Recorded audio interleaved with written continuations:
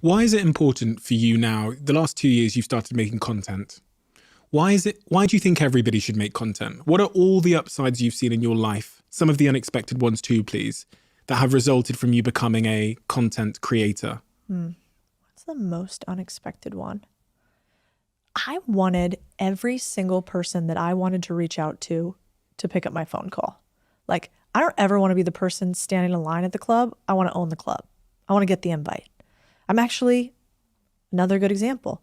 I was just with my friends in con and they were like, let's try to get into this party or this party. I'm like, I was invited to this one. I'm going to go to this one because I don't like doing the hustling to try to get into I don't like it.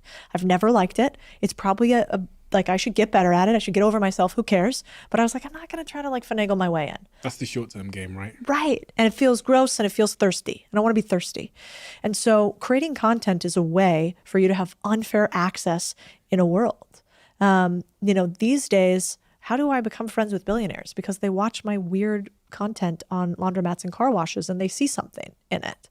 And so that if we truly believe that money is power, I think the way you get money is usually people, which is like a theme we've kept coming back to. Most people on the internet, I think, try to explain how smart they are. And what I hope to express is like, I'm not that smart. I just found people. And I think we can all do that. So that was one. I don't want to be standing in line in the club trying to like finagle my way in. I want to find that what's the back door that nobody's talking about where they invite you into it. That's one.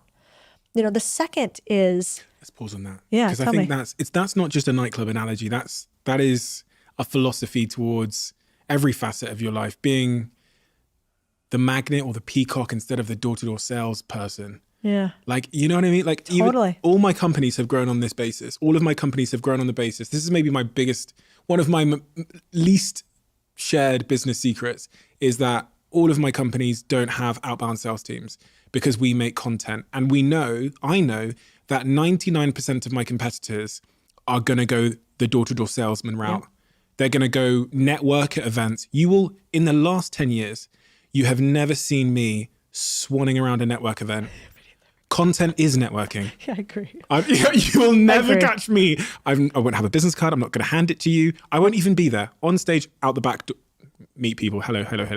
Out the back door. Same. Straight back onto LinkedIn. Yeah. To start making content. People don't realize that. And it's much easier. It's a much more sustainable, more cost efficient, long-term strategy if you know how to do it. Yeah. Well, I mean, and if you actually want to see me like sweat, it would be having to go network, small talk, like, oh God, I want to die. And I had to do sales for so long in finance. Finance is just all sales. We used to, at Goldman, we had like a spreadsheet that they would track every single day how many cold calls you made when we were trying to sell a deal. And it was awful. I remember one time I was like pretending like I understood golf. And so I'm like, oh, that was great. Like, how was the game yesterday? Did you get the goal? And they were like, what the fuck are you talking about? I don't know anything about it. Miserable. It's like a fishing rod versus a net, isn't it? Yeah. Like the fishing rod can only catch one fish. Yeah, it's true. But if I throw that fucking net out, which is making a banging video about the subject matter of the industry, I could catch 300 fish. That's exactly right. Takes the same amount of time. Yeah. I mean, it's push versus pull. Yeah. Do you want to pull people to you, or do you want to have to push and, scream? And I just am not interested in that. So that's why I think content's so powerful. The other thing about content is you find your humans. I mean, it can get a little lonely, having built a bunch of stuff and had some success. And I've had many times where over the years, the person that I've become is not the person that the people I loved, And so I had to move past that. Shed. Yeah. And it sounds, everybody, I will often tweet things that are things to myself. It's like notes to me, and that happens to be in a tweet form.